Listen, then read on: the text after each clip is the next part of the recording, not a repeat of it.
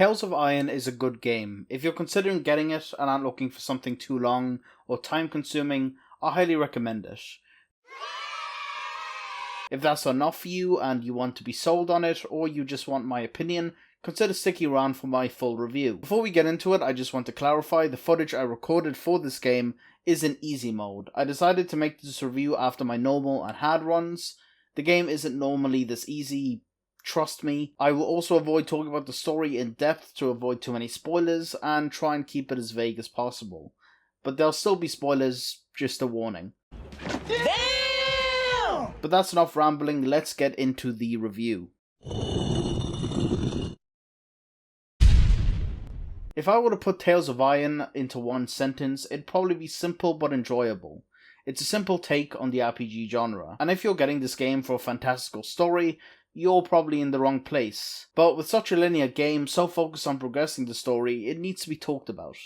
The whole game is about the main character Reggie avenging a prominent figure in the story and becoming the king of the rats. My main problem with Tales of Iron's story is that the deaths in this game just don't really matter. There are 3 major character deaths and I didn't care about any of them. I was just kind of like, This doesn't make the game bad, it just doesn't make it emotionally engaging, and that's fine.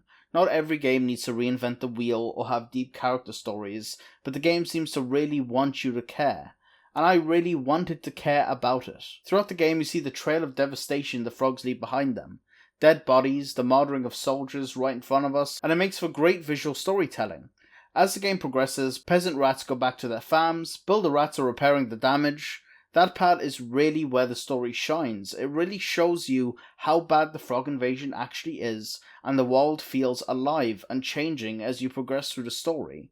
It showed me that it had potential to be so much more, to really get you feeling for these characters. I went into this game seeing all of this chaos, thinking the game was going to go full throttle into emotional storytelling, and when we first introduced the characters, I was convinced they were going to be integral to the story, but it never really went anywhere. One possible reason for this is the game isn't that long, which means there isn't a lot of time to build relationships with the characters, but I disagree with that. Other games have made it work. It could also be the characters don't talk, speaking in speech bubbles which contain pictures while Charlie Brown parent sounds play.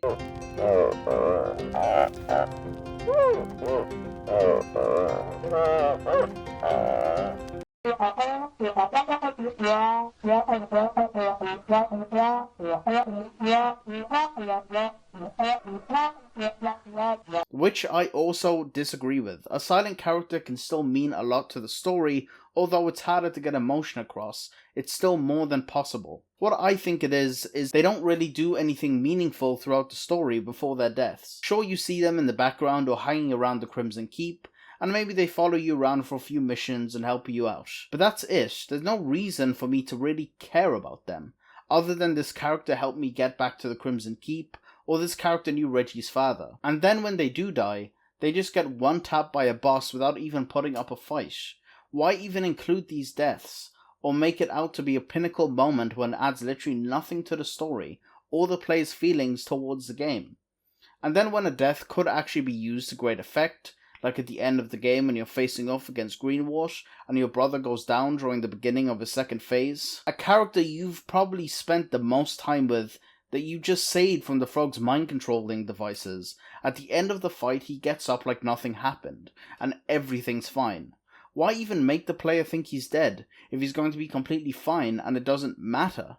There's maybe one death that matters at the very start of the game, that's the catalyst for the whole story. But even then, this character who was hyped up to an extreme degree dies within 10 minutes of the story, and you don't really give a shit. Again, this doesn't ruin the experience. This game shines in its art direction and combat, but it's still lacking greatly in the story department. You can't have a character do basically nothing the whole game, and also make their deaths meaningful. You can't have both, and it feels like Tales of Iron wants both. 100% completing the game takes 9 to 10 hours, and the story maybe takes 7. Half of that time is taken up by non-optional side quests. Through mid-game you spend most of your time grinding these quests to get gold, to fix the Crimson Keep, and these side quests boil down to killing a few bugs, which there is a lot of in this game. You kill more bugs than frogs for some reason. Yes, there are a few very challenging and enjoyable bosses, but I shouldn't be forced to do side quests when I'm trying to get immersed in the main story.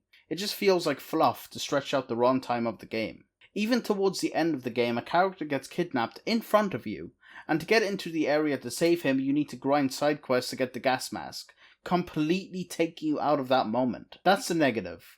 On the flip side of the coin, the lack of emotion in the story didn't really take away from my enjoyment. That's not what I expect from this kind of a game.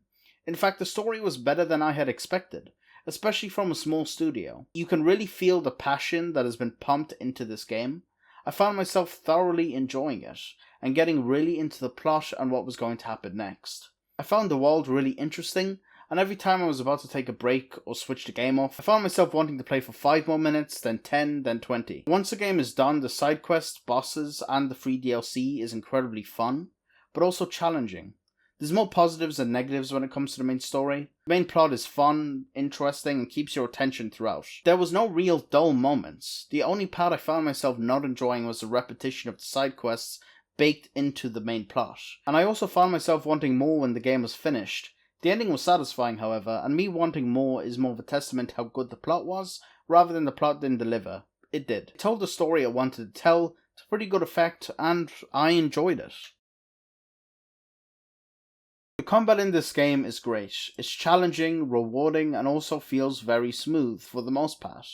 It's a 2D Souls-like, so the combat centers around learning the boss's moves and reacting accordingly. The difficulty level isn't frustratingly hard, but it's also no walk in the park. It can be unforgiving if you're not patient, but very satisfying when you take the time to learn a boss's moves and finally beat them. Even on the hardest difficulty, the most I had to refight a boss was maybe 8 times. That being said, I feel like some of the hitboxes can be off at times. This is far more noticeable on higher difficulties and later in the game, where every attack and hit to the player matters. Sometimes I was hit when I felt like I dodged correctly, or a hit didn't land when I felt like it should have. Although it was something I noticed, I never died unfairly to it, and it was very minimal. Another aspect of the combat is your armor and weapons. Armor goes off a weight system. Different armors are heavier, and the heavier your gear, the slower you dodge. So having huge defense isn't always the way to go. Late game, however, this doesn't really matter because a lot of the gear you get will be high defense and low weight. Armor could also have a high resistance to certain enemy types, such as against frogs or bugs. I never really found myself using these armor sets or changing them when fighting specific enemies, even on the hardest difficulty. Another gripe I have with the game is that one of the best weapons in the entire game can be collected pretty early on by beating the Thor boss in the crypts. Yes, the boss is optional and I guess kind of hidden, but I found him on my first playthrough without much searching, and beat him fairly quickly. I don't really get giving the player such a powerful weapon this early on in a game with this difficulty. It kind of makes every other melee weapon obsolete. Rather than a nice progression, you go from an okay weapon to the best weapon in the game within a few hours. Sure, you can just avoid that boss, but I think there is an issue here. There is also a good range of standard enemies in this game, from the variety of different bug enemies, some fly, some burrow under the ground, some throw things at you, to the variety of other enemies like the zombie rats to the shield frogs. Even with this variety, however, parts of the game still feel like there's too many of the same enemy. Like those mosquito bugs are everywhere all the time. This didn't take away my enjoyment of the game. It just wasn't very challenging or interesting in these parts. Overall, I have very little complaints about the combat itself. It's fun, engaging, it's easy to learn but hard to master, and I had a blast with it. This game doesn't have a lot of exploration. The areas themselves are pretty small, so it doesn't give much room to explore. Tales of Iron does make an effort though.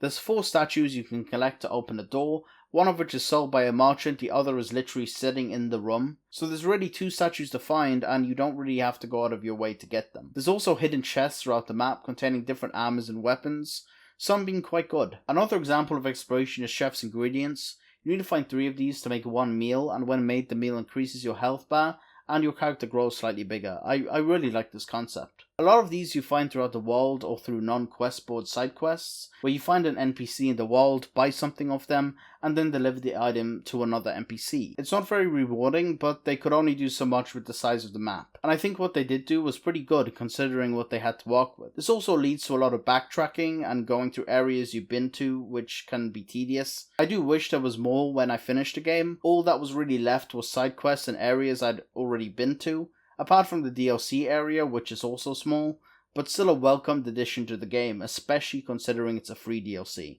The smaller map and lack of exploration isn't necessarily a negative when it comes to a game like this. I just can't help but wish it had more. With the amazing world they set up, I wanted to engross myself into it. Just that little bit more. I couldn't finish this video without talking about the art style. It is incredibly visually appealing. All the areas are so detailed. When going to boss fights, you see enemies and the boss travelling in the background. When you fight enemies, their blood covers your armor and weapons, which is a great touch. It also makes the backtracking I mentioned earlier a lot more manageable, because you're just taking in the art style. Even the animations are just great. I really have nothing bad to say about the art style, and the humour is great too. There's so many rat puns in this game, and I laugh at every single one of them. The arena champion, Hulk Mulligan. With an art style like this, it will stand the test of time, and will probably still look good 10 years from now. It's probably the main reason I picked up this game, because it just looks so different and unique. Overall, Tales of Iron is a good game, and it's an amazing indie title. It's not perfect, which I didn't expect it to be, but it's a solid, fun time. I'd give it a 7.5 out of 10. The positives definitely outweigh the negatives, but the negatives are still very much there. I can't wait to get my hands on Tales of Iron 2, and hopefully the devs learn from this game and make Tales of Iron 2 a great sequel to an already good game. I hope you liked this video. If you did, consider subscribing, and thanks for watching.